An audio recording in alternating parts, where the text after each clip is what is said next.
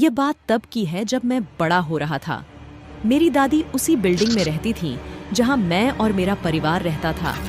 वो हमारे घर के ऊपर वाली मंजिल में रहती थी। ये एक पुरानी बिल्डिंग थी जिसमें कुल 12 अपार्टमेंट थे। मेरे जन्म होने के पहले से ही दादी माँ अकेली रहती थीं। उनके सोने वाले कमरे की तरफ जाने वाले हॉल में एक अलमारी थी जिसमें हर महीने एक अजीब सी घटना होती थी। महीने में एक बार मेरी दादी मेरी माँ को ऊपर बुलाकर उनकी अलमारी को चेक करने के लिए कहती थी। उन्होंने बताया था कि पिछली रात को उनकी अलमारी में से बहुत ज्यादा शोर आ रहा था।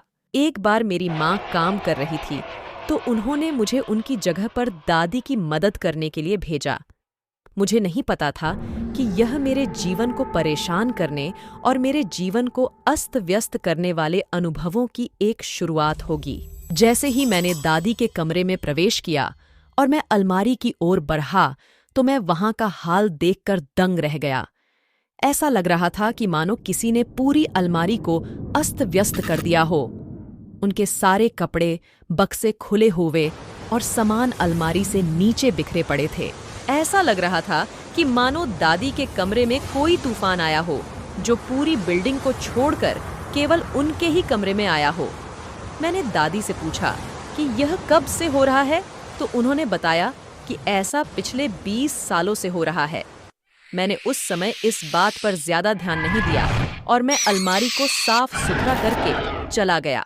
इसके 2 साल बाद मेरे माँ का अचानक निधन हो गया, तो मेरी दादी माँ ने हमारा साथ देने और हमें हिम्मत देने के लिए हमारे साथ रहने का फैसला किया ताकि इससे पैसे भी बच जाए और हम सब साथ भी रह सके।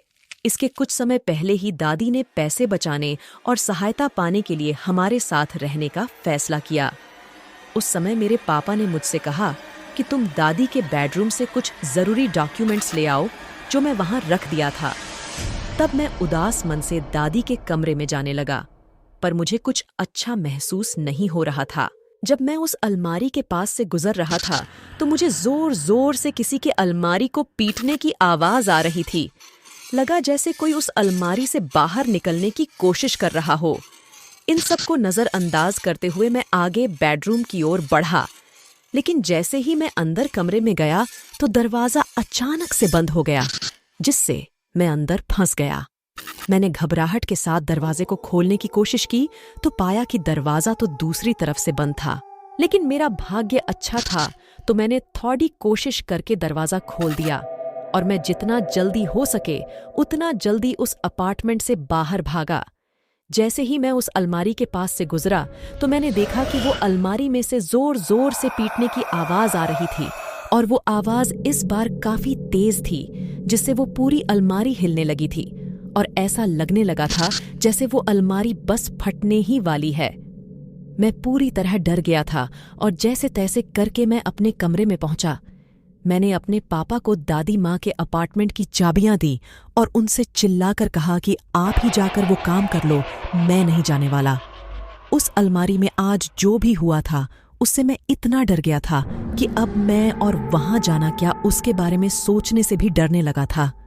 उस दिन के बाद से हमने कभी भी उस घटना का जिक्र नहीं किया और उस दिन के बाद से दादी के कमरे में से जो भी लाना हो वो सारा काम पापा ने ही किया। हम अपने जीवन में आगे बढ़ने लगे और हमारे सामने आए परेशान करने वाले अनुभवों को भूलने की कोशिश करने लगे। आज तक मुझे अभी भी आश्चर्य होता है कि दादी की अलमारी में उन घटनाओं का कारण क्या था, या फिर वहां इससे भी अधिक भयानक हो सकता था। दोस्तों, अगर वीडियो अच्छी लगी हो तो लाइक और सब्सक्राइब करें। बाकी आपसे मिलती हूँ अगले वीडियो में।